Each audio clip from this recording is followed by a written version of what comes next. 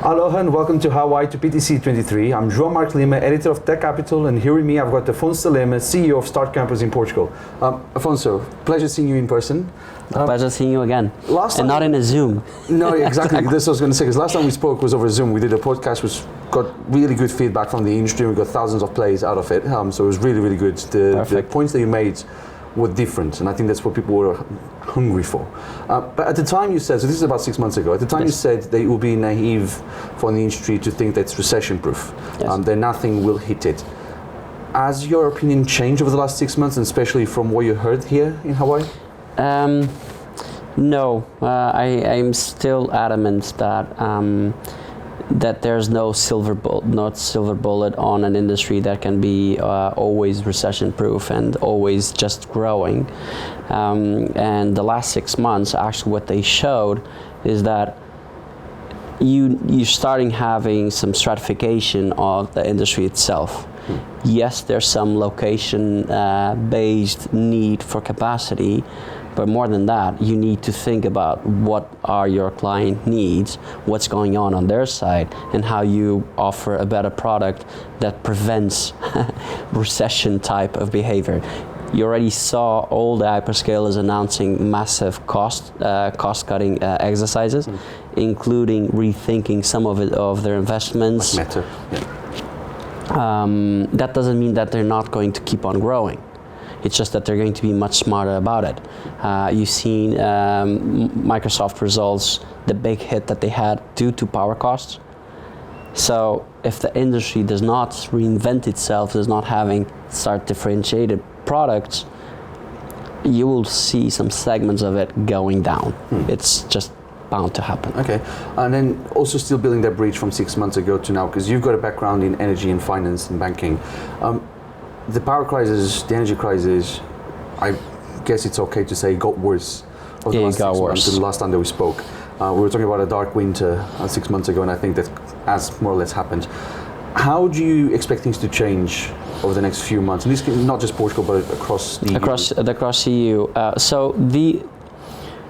If people think that we're going to get to the same stable and visible power prices that we had 2018, 19, that's not going to happen. Right. That's not going to happen anytime soon. The system is now under tremendous amount of stress. It will continue to be so for a couple of years.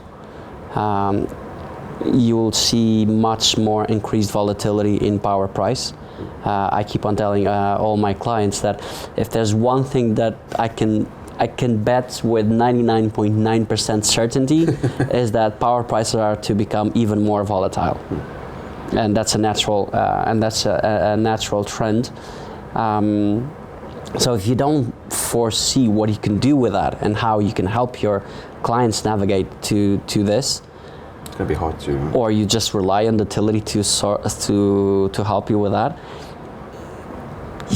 you're not doing a good job. This industry is way too critical to rely on utility companies. Exactly. Because, it was actually a point that someone made at a conference here this week, that we're always talking about how the industry can never cope with demand. But no one actually talks about the power companies that did not predict the demand that this industry is going to put on them. Because 5-6 years ago, you're talking about 5-6 megawatts. I think it goes worse than that. And based on some conversations that I have with, on the power industry, I talk with every stakeholder that you can have, from long-term planners to system operators to political decision makers. So I speak with everyone, and you're absolutely right. I don't think that system operators were seeing how much demand was about to increase due to data centers. They had their models. Their biggest threat was EVs. And now all of a sudden you have all this capacity ramping up and putting strain on the system. But what some of them are coming to a conclusion, and what I'm working with some of them, is that actually we don't need to be a problem. We're actually part of a solution. We can be part of the solution on long-term system planning and management, because data centers are quite unique in the sense that we're pure baseload. You're always on. You do to redundancy requirements, you do need to have power buffers, and those power buffers are enough to sustain some of the volatility that the system will be on. And apologies, I can go on and on the power. I'm a nerd at heart on that. Yeah. But bottom line is we can be part of the solution and not a problem. Yeah. Speaking of power, and then focusing on Portugal now, what is the power situation there, and how can the data center industry benefit from what's being done on the ground? If you look on how Europe has behaved on the last 6 months, Portugal and Spain are always the cheapest option in terms of power. Always.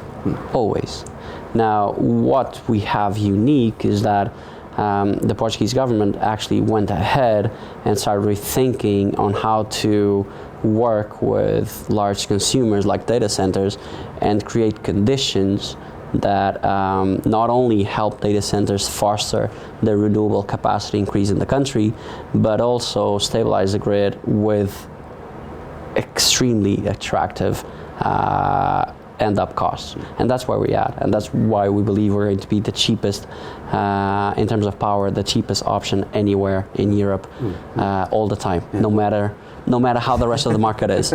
It seems to be quite stabilized as well compared to some other more volatile markets. Exactly. In Europe. We're not dependent on Russian gas. Yeah. We have our own buffers that can help and sustain during crisis. So we're well positioned. Yeah, we seem to have got that right. Yes. At least that. Yes. And then give us an update on the project, because you broke ground. I've seen the iron infrastructure is already all up, so we can already see how big it is going to be. You've got, I believe, anchor tenants. Yes. Give us a spiel of where you are at the beginning of 2023. So Sino 1, the first project, it's well in the way. It's due to open end of the summer. Okay. We already have clients and we're matching their fit-out schedules with the construction so that they can hit the ground running as soon as we open. You'll see, if you drive by, you'll see the entire structure now. The cladding is being put in place. It's a beautiful cladding. It's a beautiful building. It's a beautiful view. It's a beautiful view. Yes. Yes, I actually, when I go and visit, and then there's a surf shack that I love to go and have some toasts, enjoy the ocean, and you see a lot of the workers from site just dropping their things, coming to the beach, they go surfing, and then they go back to work. They go back to work. It's amazing. A good work break. It is. So, and then I was going to ask, what's going to be the next phases of expansion? Because of course you're building now the first building, but this is a beast. It is 495 megawatts, I believe. 495. So, what's the process going to be like to reach those nearly 500 megawatts? So our intention is to break ground on the second building from October onwards. This year. Oh wow. Okay. It is. So we are working with authorities. So we already the power is locked in. So, and the long-term power solution is also locked in. The cooling is locked in. So all of those are done. As you know, Portugal and Spain, the biggest hurdle is always the environmental permits. Yeah. But given that we're a project of national interest, we actually work together with authorities to make sure that it becomes a different discussion. It's not so much how will you impact it to can you actually bring some positive to this area, and which we can. We have a lot of initiatives, and it's a cooperating model. So we're working on that to start breaking ground very, very soon. Interesting. So that building is going to be 110 megawatts. Exactly. All right. Exactly. Any plans to go anywhere else in Portugal? Yes. Well, in Portugal and outside. Okay. And outside. This is part I'll get quiet and I'll let you talk as much as you can. Well, I won't be able to say much. In Portugal, yes, because our clients very specifically need other locations within certain restrictions in order to handle the cloud part of their business. But outside, yes, as well, because we can replicate some of the best features of what we're doing in other locations in Europe. But again, needs to be an hyper-connected place. Needs to be a location where we have access to power and we can bring in renewables and manage our own renewables on behalf of the clients. It needs to be a place with good cooling solutions that allows us to have very low PUE, and of course it needs to be a place where we can cooperate with the community and find synergies on how to help and foster the community around us. I was building a list in my head. I think I know which region we're talking about. I can see the model fitting there very well with the thousands of gigawatts that they've got available.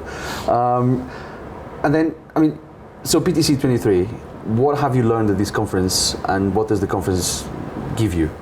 Well, it's funny, right? Because we came last year and we were talking saying you need to focus on the power, because if you look at the P&L of our clients, that's the biggest cost item. So if you don't act on it, you will be.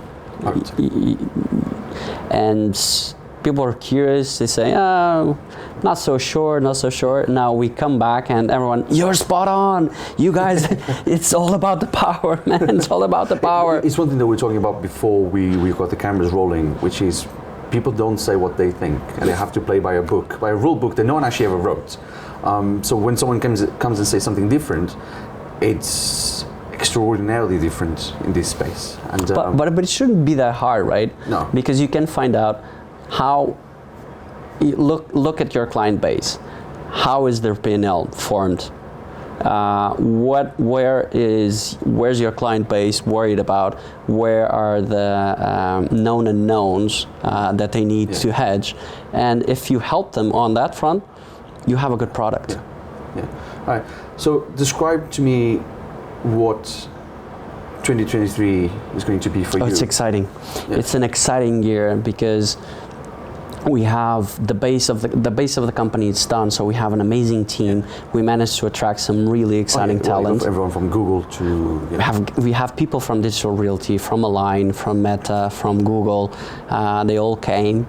It occurs the first minute that it appeared in the news. People on remote locations in Nordics just send a CV saying, "We want to be there." It's an amazing lifestyle. Well, the pictures, they look nice. And they're really happy to have made a move.